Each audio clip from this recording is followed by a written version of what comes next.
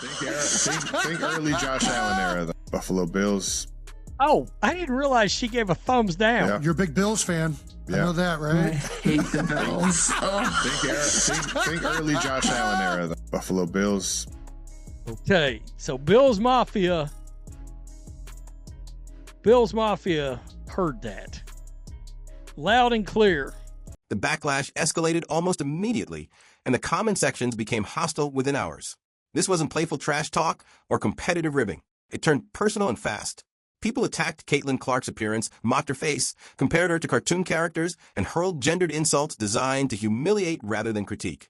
This is where the line was crossed. Criticism of sports opinions is one thing.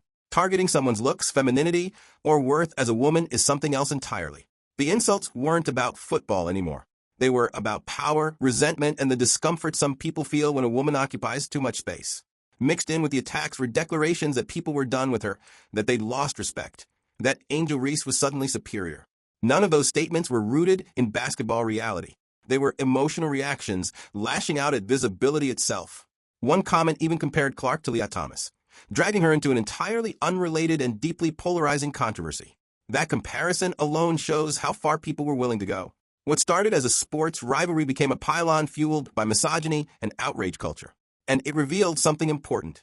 Caitlin Clark isn't just facing criticism anymore. She's facing backlash that comes with being too visible, too successful, and too influential in spaces that aren't ready for her presence. That's the cost of being everywhere.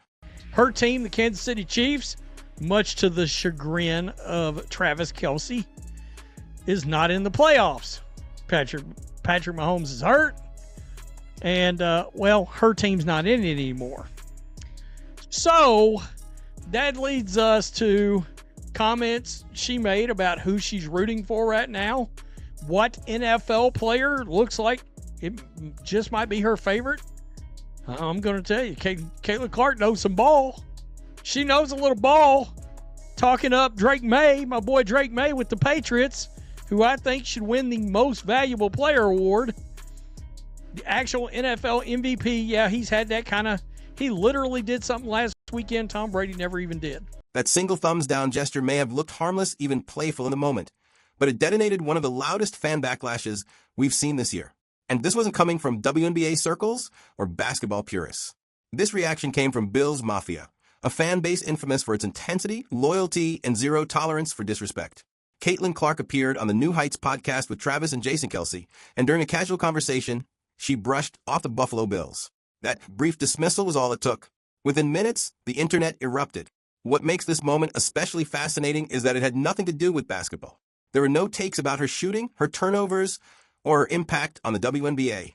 Instead, this was a full-blown cultural collision between two sports ecosystems, NFL fandom and a women's basketball superstar who is now big enough to exist far outside her own league. Caitlin Clark is no longer just a basketball player speaking to basketball fans. She is now a mainstream sports celebrity whose words land in spaces that don't grant grace or context.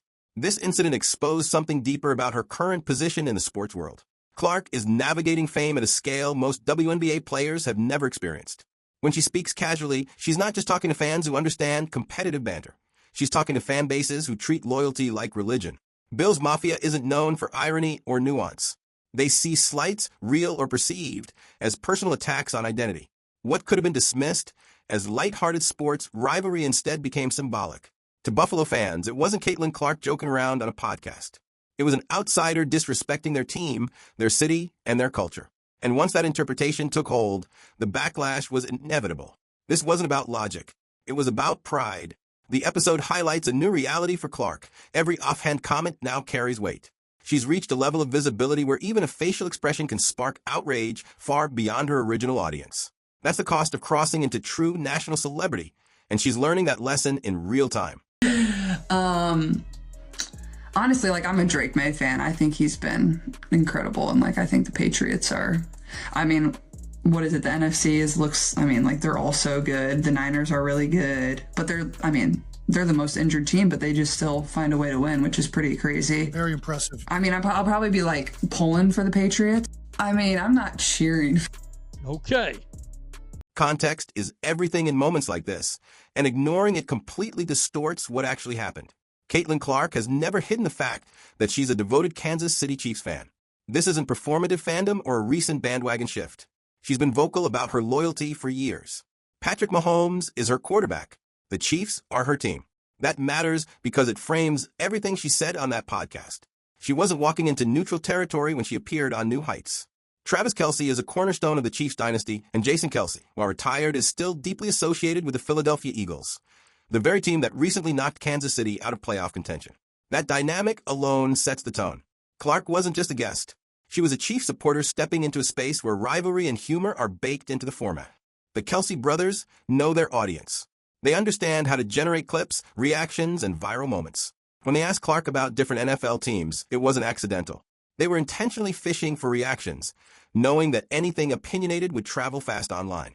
That's part of the show's appeal. And Clark, relaxed and comfortable, responded the way any passionate fan would. Her reaction to the Bills wasn't malicious. It wasn't a monologue or a rant. It was a quick, instinctive response rooted in rivalry. Chiefs fans have battled Buffalo repeatedly in the postseason during the Mahomes era. Those matchups have been emotional, intense, and decisive. From Clark's perspective, the Bills are not some neutral franchise. They're a familiar adversary.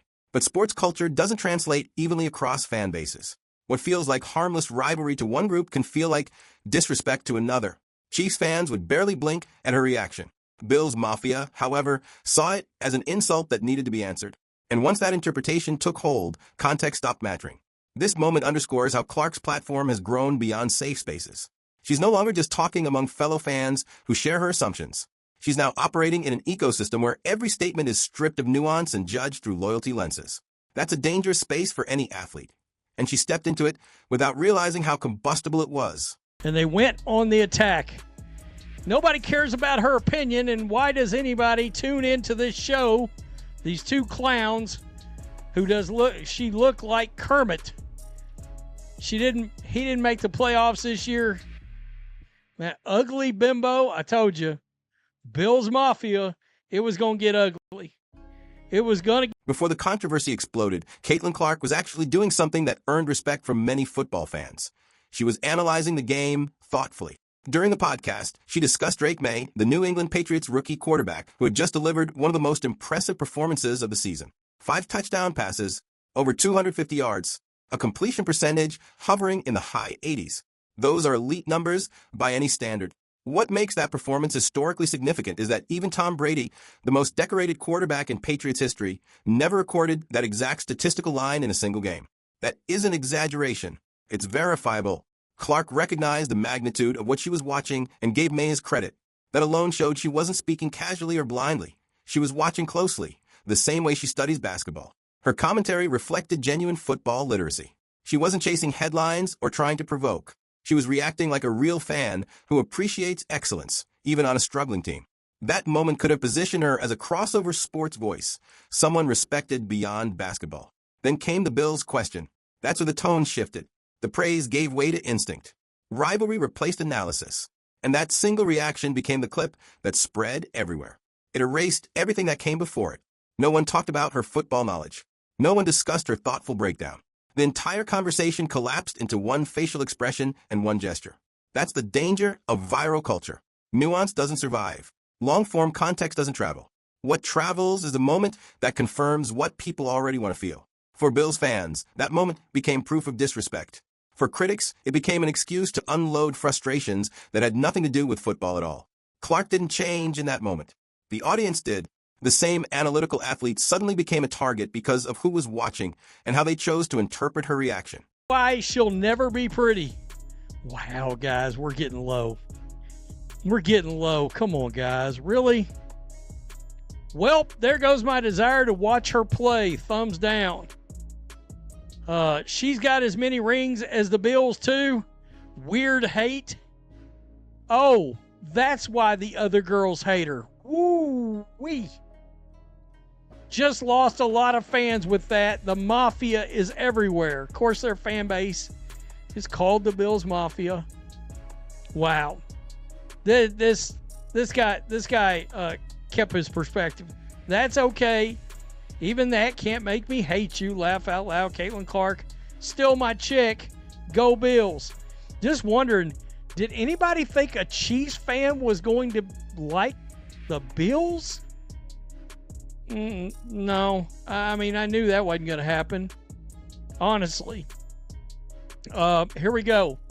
Nothing makes me happier than this. When Caitlin Clark reacted to the Bills, the Kelsey brothers immediately laughed, not because it was shocking, but because they knew exactly what was about to happen. Bills Mafia's reputation precedes them. They are fiercely loyal, deeply emotional, and relentless when they feel slighted. This reaction wasn't surprising to anyone familiar with NFL fan culture. From Clark's perspective, this was standard rivalry behavior. The Chiefs and Bills have developed one of the NFL's defining playoff rivalries of the last decade. Kansas City has ended Buffalo's postseason run multiple times under Patrick Mahomes. For Chiefs fans, dismissing the Bills is practically tradition. It's not personal, it's competitive history. But Bills fans don't experience the history the same way.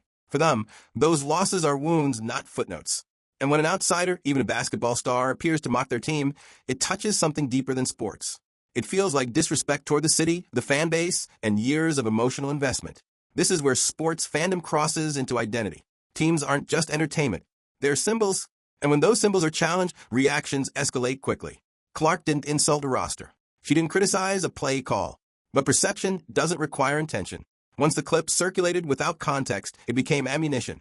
The narrative hardened fast. Caitlin Clark disrespected Buffalo. And once that story took hold, it didn't matter what she meant. What mattered was how it felt. This moment illustrates the risk of crossing leagues as a public figure. Clark is now big enough to wander into spaces that don't grant her goodwill. NFL fandom doesn't see her as one of theirs. She's an outsider, and outsiders don't get the benefit of interpretation. They get judged.